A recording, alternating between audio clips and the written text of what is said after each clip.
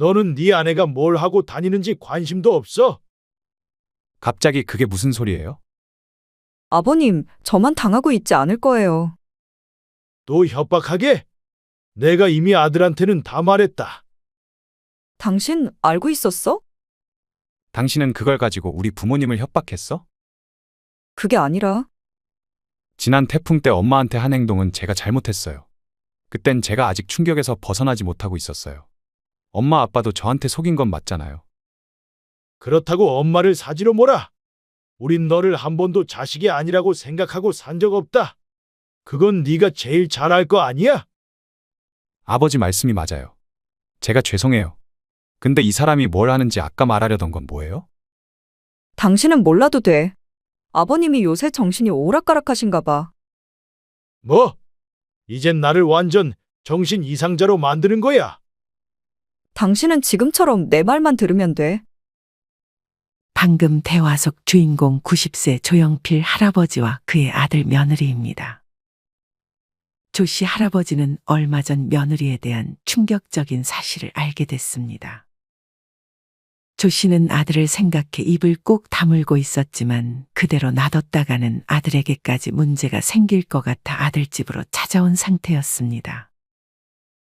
역시나 며느리는 자기 집에 온 조 씨를 반기지 않았습니다. 사실 이에 앞서 며느리도 마찬가지로 조 씨 가족의 비밀을 알고 조 씨와 아내에게까지 협박하고 있었습니다. 이렇게 끌려가면 안 되겠다 싶어 조 씨 할아버지는 아들에게 며칠 전 오랜 시간 비밀로 지켜왔던 사실을 아들에게 털어놓았습니다. 이제 며느리에게 협박당할 일이 없어진 조 씨는 도리어 며느리에 대해 알아낸 사실을 아들에게 밝히려 하고 있습니다. 과연 그간 조 씨 할아버지와 아들 며느리 사이에는 어떤 일들이 있었을까요? 지금부터 그 이야기를 들려드리겠습니다. 조 씨 할아버지는 어린 시절 평범한 집안의 둘째 아들로 태어났습니다. 하지만 조 씨가 아주 어릴 때부터 조 씨의 어머니는 특정 시간만 되면 어딘가로 향했고 집에 돌아와서는 이상한 혼잣말을 자주 했습니다.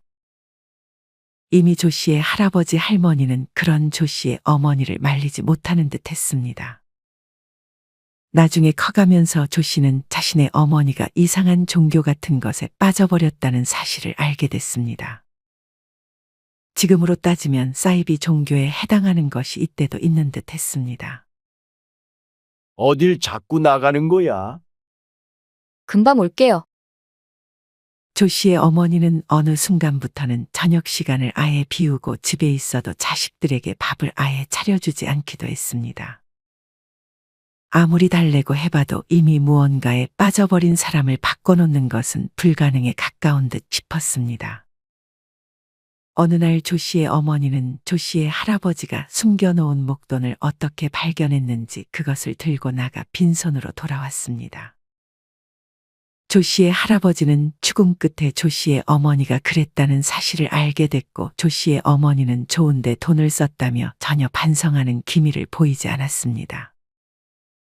조 씨의 할아버지는 그런 조 씨의 어머니를 내쫓으려고 했지만 조 씨의 아버지가 한 번만 봐달라고 빌면서 조 씨의 어머니에게 한 번 더 기회를 줬습니다. 하지만 이후 조 씨의 어머니는 어느 날 자식들을 버리고 아예 집을 나갔습니다. 조 씨의 할아버지 할머니는 오히려 잘 됐다고 생각했습니다. 이때부터 조 씨의 아버지가 어머니의 역할까지 자처하면서 조 씨를 비롯한 자식들을 돌봤습니다. 시간이 흐를수록 조 씨의 아버지는 아픈 부모님까지 모시면서 혼자서 가정을 이끌어갔습니다. 조 씨도 어느덧 성인이 되었고 집에 있으면 별로 좋은 기억이 있지는 않아 먼 타지로 일을 하러 떠났습니다. 그곳에서 열심히 자리를 잡으려 노력하다 아내를 만나 결혼을 했습니다. 조 씨는 얼른 자식을 낳고 싶어 아내와 아이를 계획했지만 어쩐 이유에서인지 임신이 잘 되지 않았습니다. 혹시나 싶어 검사를 해봤는데 아내가 불임 판정을 받았습니다. 조 씨는 그럼에도 아이 가지는 것을 포기하고 싶지 않았습니다. 우리 아이를 입양하는 건 어때? 조 씨는 아내에게 입양을 제안했습니다. 아내도 그런 조 씨의 제안에 동의했습니다. 그렇게 조 씨는 태어난 지 오래 지나지 않은 남자아이를 입양했습니다. 어차피 아직 무언가를 기억할 나이가 아니라 조 씨와 아내는 아이를 정말 자기 자식처럼 키우려고 했고, 나중에 어디 가서도 아들이 입양하라는 사실은 말하지 않을 생각이었습니다. 아이가 엄마 아빠를 별로 안 닮은 것 같은데. 조 씨는 키가 작고 별로 잘난 외모는 아니었지만 아들은 중학교에 올라가면서 벌써 170이 넘었고 얼굴도 점점 잘생겨졌습니다. 조 씨와 아내는 굳이 친척과 지인들에게도 입양했다는 사실을 말하지 않고 있었습니다. 그렇게 평온한 시간이 흘러 어느덧 아들은 취직을 하고 결혼 준비를 하고 있었습니다. 아들은 공부를 잘해 대기업에 취직을 했습니다. 조 씨도 그런 아들을 아주 자랑스러워하고 있었습니다. 예비 며느리는 무슨 일해? 조 씨는 약혼 소식을 전한 아들에게 예비 며느리에 대해 물었습니다. 약사예요. 작년에 시험 합격했어요. 그래? 돈도 잘 벌겠네. 나중에 자기 약국 차리면 그때 더 많이 벌지 않을까요? 조 씨는 내심 예비 사돈 쪽에서 지나치게 우쭐대지는 않을지 하는 걱정도 들었습니다. 그렇게 상견례 날짜가 다가왔습니다. 아니나 다를까 자식들에 대한 얘기를 하다가 예비 사돈들은 자식 자랑을 하기 시작했습니다. 저희 딸이 그 어렵다는 약사 시험에 합격했지 뭐예요? 뒷바라지 하는 게 사실 쉽지는 않았거든요. 집에서 공부를 하는데 어찌나 예민하던지. 예비 며느리는 그런 엄마에게 눈치를 줬습니다. 물론 대기업 다니는 사위도 대단하지만 약사만 하겠어요? 대기업은 정년 보장도 잘 안 되지 않나요? 예비 사돈은 은근 사위를 낮추면서 자기 딸을 높이는 화법을 구사했습니다. 대기업도 아무나 못 들어가죠. 복지도 좋고요. 아무리 그래도 혼자 나가서는 아무것도 못하잖아요. 저희 딸은 마음만 먹으면 혼자 나가서 약국 하나 차려도 돈 잘 벌 텐데. 조 씨는 그런 사돈의 말에 대꾸를 하지 않고 물을 마셨습니다. 그건 그렇고 아드님이랑 아버님이랑 하나도 안 닮으신 것 같아요. 누가 보면 어디서 주워오신 줄 알겠어요. 밥을 먹으면서 술도 한 잔씩 했는데 술이 들어가더니 예비 사돈은 말을 점점 더 거침없이 하기 시작했습니다. 엄마, 무슨 그런 쓸데없는 말을? 저희 아들이 저랑은 달리 좀 잘생겼죠? 예비 사돈은 그런 조 씨의 말을 딱히 부정하지는 않았습니다. 교회를 다니신다고요? 네. 그래서 저희는 제사랑 차례를 안 지내요. 요새는 그런 거 다 안 하는 추세인데 사돈들은 어떻게 생각하세요? 그런 것 때문에 다투는 집안도 많다 하더라고요.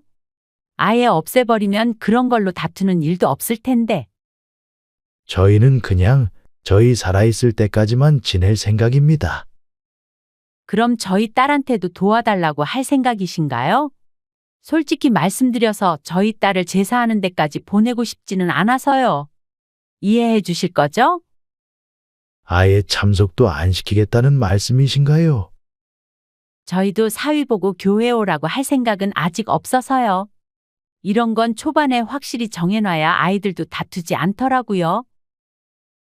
조 씨는 대놓고 선을 긋는 예비 사돈이 별로 마음에 들지는 않았지만 오히려 솔직하고 깔끔해서 좋다고 생각하기도 했습니다. 물론 조 씨의 아내는 어느 순간 표정이 굳어 아무 말 하지 않고 있었습니다.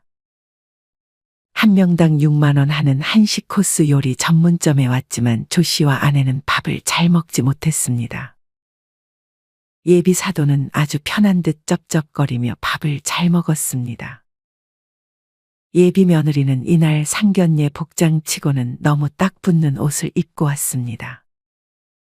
조 씨는 예비 며느리를 쳐다보기가 조금 민망할 정도였습니다.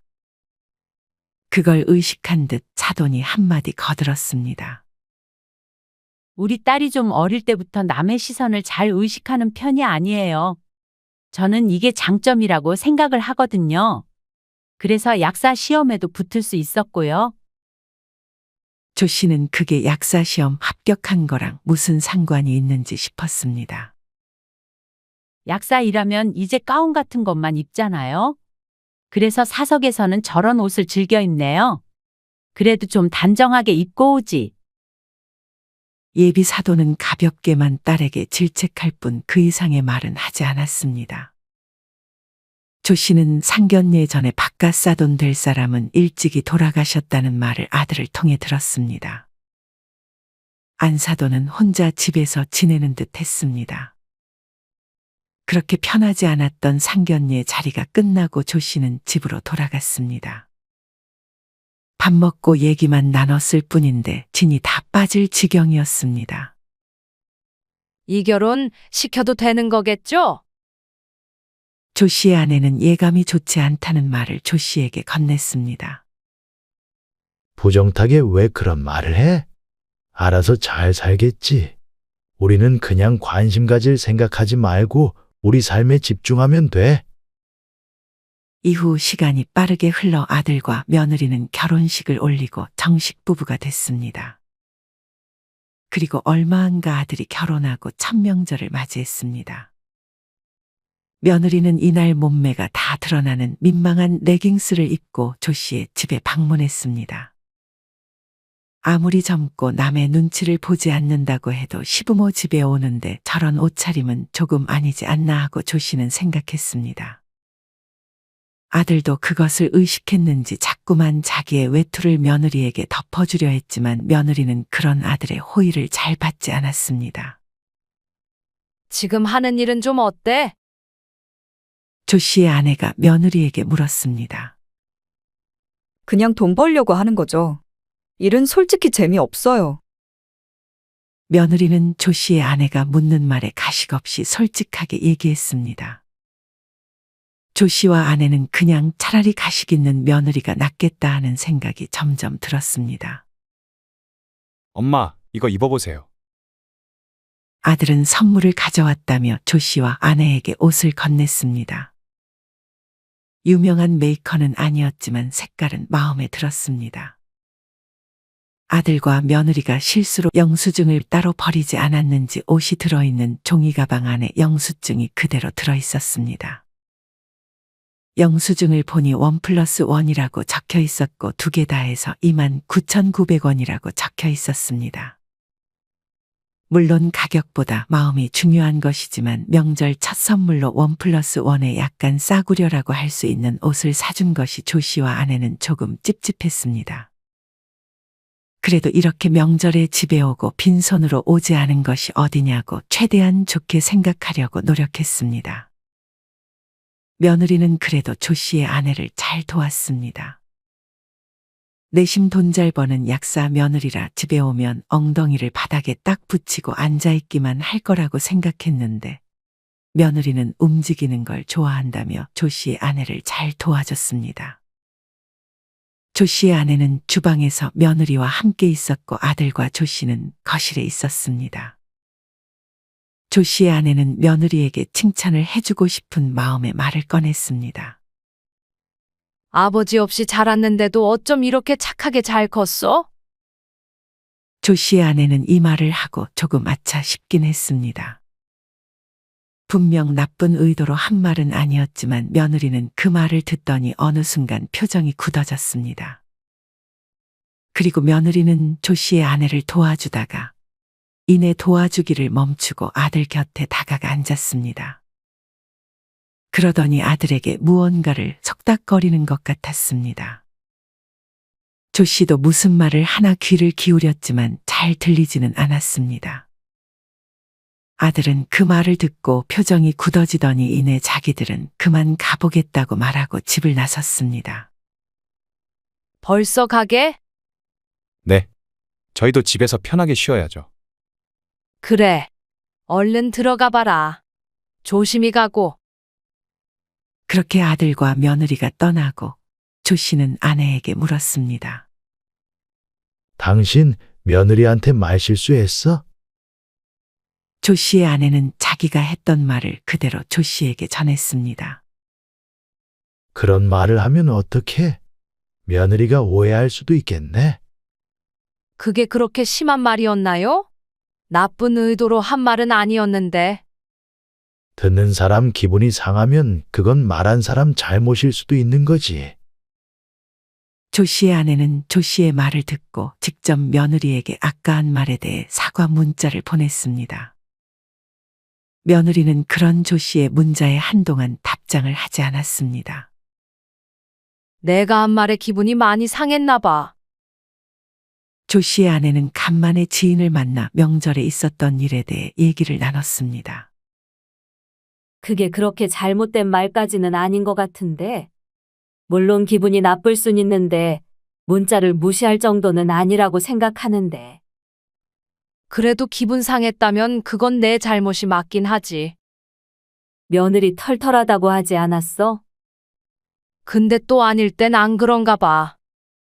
상견례 때도 그렇고 명절에도 그렇고 그래도 예의 차리는 장소에 그렇게 입고 오는 것도 좀 문제가 있는 것 같은데. 장소와 상황에 맞는 옷차림을 하고 다녀야지.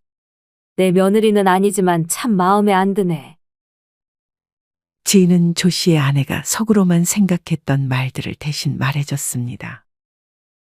이후 아들과 며느리는 조 씨의 집에 방문했습니다. 조 씨는 친구를 만나러 외출 중이었고 조 씨의 아내가 아들과 며느리를 반겼습니다. 왔니? 살림은 그냥 새 거 사지 그랬어. 엄마 집에 남는 거 많잖아요. 돈 잘 벌어도 쓸데없는 거에 돈 많이 쓰는 건 안 좋으니까. 조 씨의 아내는 아들의 말에 동의했습니다. 며느리도 누군가 쓰던 걸 쓰는 것에 별 거부감은 없는 듯 보였습니다. 조 씨의 아내는 이날 혼자 집에서 그림을 그리고 있었습니다. 나는 하던 게 있어서 마저 할 테니 필요한 게 있으면 챙겨가라. 이렇게 말하고 조 씨는 다시 할 일을 하러 방으로 들어갔습니다. 아들이 챙길 걸 챙기는 도중에 며느리는 심심했는지 집안을 살피기 시작했습니다. 조 씨가 잠을 자는 안방문이 열려 있어 며느리는 그 안에까지 들어갔습니다. 아무리 며느리라도 남의 집에, 그것도 시부모 집의 안방까지 들어갈 것이라고 조 씨의 아내는 생각하지 못했습니다. 안방의 화장대 바로 위에 조 씨의 아내가 쓰는 일기장이 놓여 있었습니다. 조 씨의 아내는 매일 자기 전에 일기를 쓰고 자는 습관이 있었습니다. 며느리는 망설임 없이 그 일기장을 훑어봤습니다. 그 일기장에는 아들의 어릴 적 사진들도 있었고 그 당시 느꼈던 감정들이 적혀 있었습니다. 그리고 이내 며느리는 자기의 남편이 입양됐다는 사실을 일기장을 통해 확인했습니다. 며느리는 그 내용을 보고 놀란 듯 했습니다. 사실 입양한 아들이라는 사실을 아는 것은 조 씨와 아내밖에 없었기 때문이었습니다. 며느리는 한동안 안방에서 나오지 않았습니다. 그때 조 씨의 아내는 안경을 가지러 안방으로 향했습니다.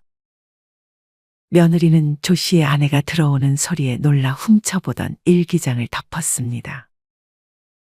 여기서 뭐 해? 집 구경하고 있었어요. 집 구경은 저번에 다 시켜줬잖아. 혹시 그 공책 봤어? 조 씨의 아내는 그 일기장이 놓여있는 화장대 거울 앞에 앉아있는 며느리에게 물었습니다. 설마요. 남의 일기장을 어떻게 함부로 봐요? 난 그거 일기장이라고 말한 적 없는데. 며느리는 그런 말에도 자기는 보지 않았다며 급하게 안방에서 빠져나왔습니다. 그러고는 조 씨의 아내가 자기에게 무언가 말을 걸지 못하도록 남편 옆에 찰싹 붙어 있었습니다. 아무래도 며느리가 내 일기장을 본 것 같아요. 남의 일기장을 함부로 훔쳐봤단 말이야? 그게 중요한 게 아니라 아들이 입양된 사실을 말해버리면 어떡하죠? 설령 아들이 알게 된다고 해도 우리가 아들한테 못한 것도 아니고 다 이해해 줄 거야. 너무 걱정하지 마. 하지만 며칠 후 며느리는 이번에 혼자 조 씨의 집을 찾아왔습니다. 집에는 조 씨와 아내가 같이 있었습니다. 왜 혼자 왔어? 조 씨의 아내가 며느리에게 물었습니다. 아들이 친아들이 아니죠? 며느리는 바로 본론을 꺼냈습니다. 제가 혹시나 해서 어머님이랑 남편 유전자 검사까지 했으니까 발뺌할 생각은 하지 마세요. 어떻게 결혼 전에 그런 걸 숨기실 수가 있어요? 이게 사기 결혼에 해당될 수도 있다는 사실 모르셨어요? 훈계하듯 하는 며느리의 말에 조 씨와 아내는 아무 말도 하지 못하고 있었습니다. 아들한테 이미 말했니? 조 씨의 아내는 아들이 알까봐 두려웠습니다. 아직 말은 안 했어요. 근데 뭐, 어머님, 아버님 하는 거에 따라서 말을 할 수도 있고 안 할 수도 있죠. 조 씨와 아내는 며느리의 이 말이 무슨 의도로 하는 말인가 생각했습니다. 하지만 이내 며느리의 표정을 보니 알 수 있었습니다. 며느리는 이 사실을 약점으로 잡고 협박을 하려는 것이 분명했습니다. 뭐 원하는 거 있니? 조 씨가 며느리에게 물었습니다. 아버님은 역시 똑똑하시네요. 저 약국 개원하려는데 자금이 좀 부족해서요. 어머님, 아버님이 도와주실 거죠? 약국 개원이라고 말했지만 결국 돈을 내놓으라는 말이었습니다. 사돈이 해주기로 한 거 아니었어? 얼마가 필요한데? 조 씨의 아내가 조심스럽게 물었습니다. 일단 큰 거 한 장 정도면 될 것 같아요. 1,000만 원?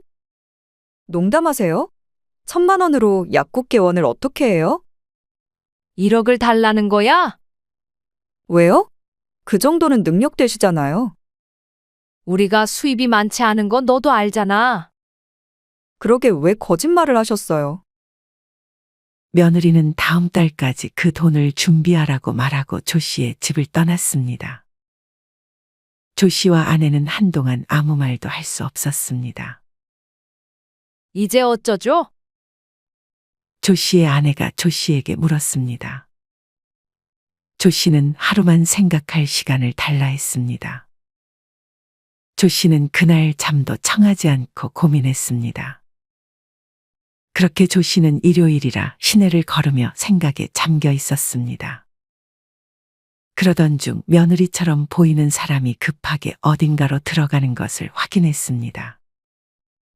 며느리가 들어간 장소는 교회처럼 보이는 듯 했습니다. 며느리 바로 뒤이어 안사돈도 같은 교회에 들어갔습니다. 안사돈과 며느리가 다닌다는 교회가 저기인 듯 싶었습니다. 조 씨는 인사라도 할까 싶어 그 교회처럼 보이는 곳 근처로 갔습니다. 뭔가 느낌이 음산했습니다. 교회 입구에 팻말이 적혀 있었는데 뭔가 일반 교회와는 느낌이 조금 달랐습니다. 조 씨는 조심스럽게 안으로 들어갔습니다.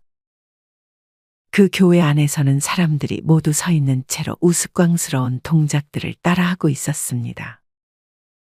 물론 사돈과 며느리도 그 행동을 따라하기는 마찬가지였습니다. 그 순간 누군가 뒤에서 조 씨의 어깨를 툭툭 쳤습니다.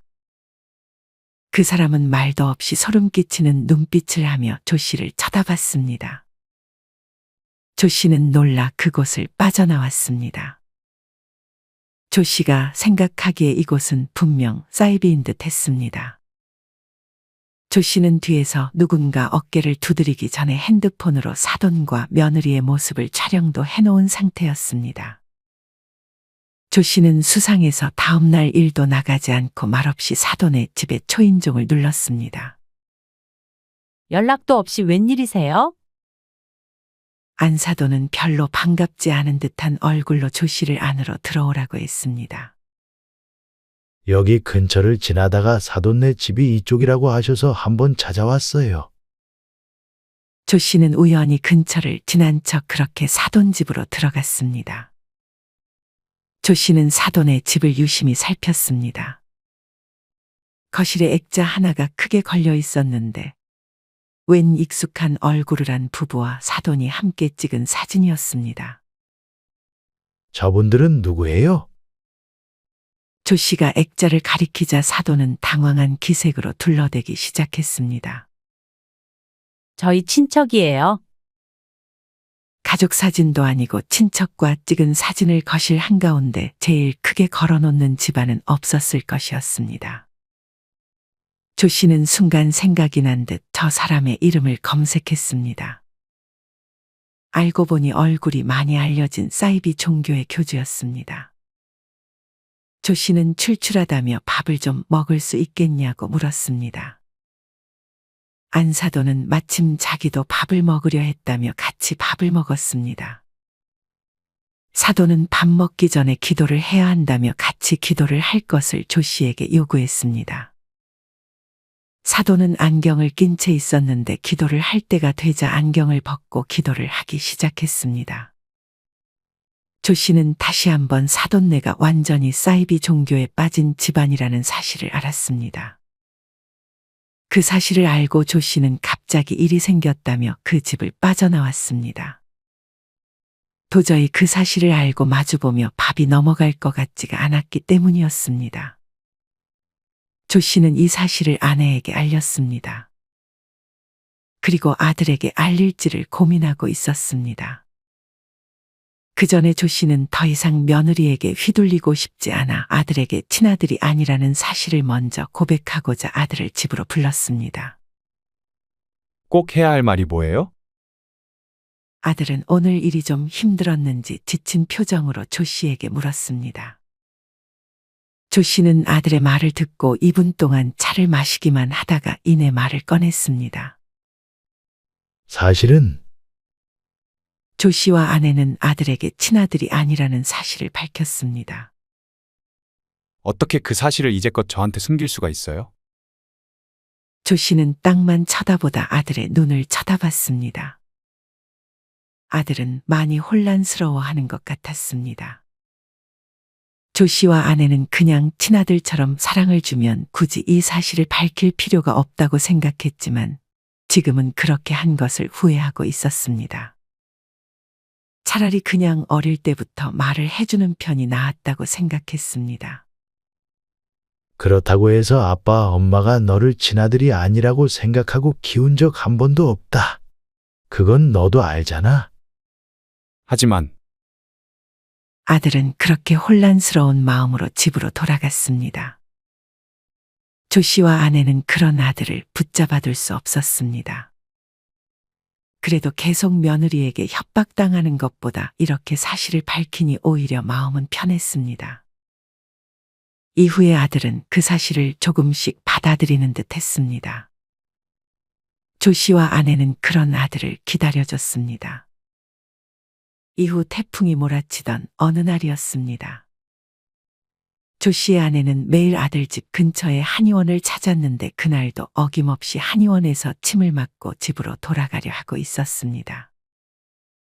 그날은 최대한 빨리 침을 맞고 집에 가려고 했는데 병원에서 나왔을 때 이미 태풍이 심하게 몰아치고 있었습니다. 차가 움직이거나 할 정도로 바람이 불지는 않았지만 일부 나뭇가지들이 바람에 날아가고 있어 조금은 위험한 상황이었습니다. 밖에는 차도 거의 다니지 않고 있었습니다. 조 씨의 아내는 조 씨에게 연락했지만 지금 나가면 위험하니 빨리 아들 집으로 가 있으라고 조 씨는 아내에게 말했습니다. 조 씨의 아내는 하는 수 없이 근처 아들 집으로 향했습니다. 조 씨의 아내는 초인종을 눌렀습니다. 아들이 나왔습니다. 아들에게 친아들이 아니라고 고백하고 처음 보는 것이었습니다. 아들은 조 씨를 보자 아직은 감정이 남아있는 듯 했습니다. 아들은 일단 조 씨의 아내를 들어오라고 했습니다. 조 씨의 아내는 아들 눈치를 보며 소파 옆쪽에 가만히 앉아 있었습니다. 그 순간 며느리도 태풍 때문에 일찍 퇴근했는지 조 씨가 도착하고 얼마 안 있다가 집으로 들어왔습니다. 며느리는 조 씨의 아내에게 까딱 고개만 인사하고 바로 씻으러 들어갔습니다. 아들은 조 씨의 아내에게 차를 한 잔 내줬습니다. 며느리는 아들에게 수건을 좀 가져달라고 했지만 아들은 못 들었는지 반응이 없었습니다. 조 씨의 아내가 얼른 수건을 챙겨 며느리에게 건넸습니다. 며느리는 조 씨의 아내가 건넨 수건을 획하고 채갔습니다. 며느리는 샤워를 하고 나오면서 여느 때와 같이 아들에게 가서 속닥거렸습니다. 아마 아들이 없었다면 또 한 번 협박하며 그냥 나가라고 했을 테지만 아내 아들이 있어 그렇게 하지는 못하는 듯 싶었습니다. 조 씨의 아내는 가만히 TV를 보고 있었는데 며느리는 이내 소파에 앉더니 자기가 보고 싶은 채널로 돌려버렸습니다. 며느리는 거의 조 씨의 아내를 투명인간 취급하는 듯 했습니다. 아들은 주방에서 밥을 차리는 듯 했습니다. 조 씨는 괜히 밥까지 얻어먹기는 불편해 나가려고 했지만 아직 밖으로 나갈 날씨는 아니었습니다. 아들은 언제 요리를 배웠는지 이내 맛있는 냄새가 진동했습니다. 조 씨의 아내는 뭐 도와줄 거 없냐고 물었습니다. 조 씨의 아내는 당연히 아들과 며느리가 같이 밥을 먹자고 할 줄 알았는데 며느리는 당당하게 밥을 2개만 펐습니다. 저희 밥 먹을 건데 이만 들어가 보세요. 아들은 조 씨의 아내에게 있을 만큼 있지 않았냐며 그만 나가보라고 했습니다. 아직 바람이 휘몰아치고 있었는데 아들은 표정 하나 변하지 않고 말했습니다. 그리고 며느리가 화장실에 들어간 사이 자기 아내가 밥 먹을 때 어색한 사람이랑 먹으면 체한다면서 조 씨의 아내에게 얼른 나가보라는 뜻을 전했습니다. 조 씨의 아내는 그런 아들에게 배신감을 느끼며 밖으로 나갔습니다. 아니, 밖에는 바람이 너무 많이 불어 한참을 아들 집 아파트 복도에 서 있어야 했습니다. 지나가는 사람들은 조 씨의 아내를 힐끔 한 번씩 쳐다보면서 지나갔습니다. 조 씨의 아내는 이 사실을 남편에게 전했습니다. 조 씨는 아내의 말을 듣고 분노했습니다. 그러고는 자기가 지금 가겠다며 날이 안 좋음에도 차를 끌고 아들 집으로 찾아왔습니다. 다행히 조 씨가 가는 동안 바람은 조금 줄어든 듯해서 무사히 올 수 있었습니다. 조 씨는 아내에게 잠시만 기다리라 하고 바로 아들 집으로 향했습니다. 그러면서 작심한 듯 초인종을 눌렀습니다. 너는 네 아내가 뭘 하고 다니는지 관심도 없어? 갑자기 그게 무슨 소리예요? 아버님, 저만 당하고 있지 않을 거예요. 며느리는 조 씨가 무엇을 말하려는지 짐작한 듯 다시 한번 조 씨를 협박했습니다. 또 협박하게? 내가 이미 아들한테는 다 말했다. 당신 알고 있었어? 내가 부모님 친아들이 아니라는 거? 나도 최근에 알았어. 근데 당신은 그걸 가지고 우리 부모님을 협박했어? 그게 아니라 지난 태풍 때 엄마한테 한 행동은 제가 잘못했어요. 그땐 제가 아직 충격에서 벗어나지 못하고 있었어요. 엄마 아빠도 저한테 속인 건 맞잖아요. 그렇다고 엄마를 사지로 몰아. 우린 너를 한 번도 자식이 아니라고 생각하고 산 적 없다. 그건 네가 제일 잘 알 거 아니야? 아버지 말씀이 맞아요. 제가 죄송해요. 근데 이 사람이 뭐라는지 아까 말하려던 건 뭐예요? 당신은 몰라도 돼. 아버님이 요새 정신이 오락가락하신가 봐. 뭐? 이젠 나를 완전 정신 이상자로 만드는 거야. 당신은 지금처럼 내 말만 들으면 돼. 아들은 꽤 혼란스러운 듯 했습니다. 조 씨는 바로 자기가 찍었던 사진들을 아들에게 보여줬습니다. 네 와이프랑 장모 모두 사이비다. 최근에 너한테 돈 달라는 소리는 안 했어. 아들은 무언가 깨달은 듯한 표정을 지었습니다. 안 그래도 이 사람 저한테 자꾸만 종교를 강요했어요. 가기 싫다고 해도 끈질기게 저를 설득하고 아버지 말대로 돈을 자꾸 달라 하더라고요. 그건 내가 약국 개원 때문이라고 했잖아. 우리한텐 너가 아들이 아니라는 거 밝히기 싫으면 1억을 달라고 하더라. 아들은 생각할 시간이 필요하다며 집을 빠져나갔습니다. 조 씨와 아내도 얼른 집으로 돌아갔습니다. 알고 보니 며느리는 사실 약국 개원할 돈을 모두 사이비에 가져다 바치고 있었습니다. 그건 안사돈도 마찬가지였습니다. 안사돈은 모아둔 노후 자금의 대부분을 이미 갖다 바친 모양이었습니다. 아들은 소름이 끼친다며 조 씨가 준 증거를 바탕으로 며느리와의 이혼을 준비했습니다. 며느리 측은 친아들이 아닌 걸 속이고 결혼을 진행했다며 맞고소를 했습니다. 아들과 며느리 어느 쪽도 승자가 없었습니다. 하지만 며느리는 여기서 끝내지 않고 조 씨와 아들이 혈육관계가 아니라는 것을 동네방네 소문내고 다니고 있었습니다. 여기에 머리하러 와서 그렇게 말하더라고. 며느리는 조 씨의 아내 단골 미용실까지 찾아가서 그 사실을 흘리고 다녔다고 했습니다. 조 씨와 아내는 참으로 유치하다고 생각했습니다. 하지만 조 씨는 똑같이 갚아줄 작정이었습니다. 조 씨는 동네 약사 커뮤니티에 며느리의 실명을 밝히며 사입이라는 사실을 전부 소문냈습니다. 그리고 약국 개원이라도 할 심산이면 그 앞에서 1인 시위라도 하겠다고 갚아줬습니다. 며느리의 지인들에게도 찾아가 자기가 했던 짓 똑같이 갚아줬습니다. 소문은 빠르게 퍼졌습니다.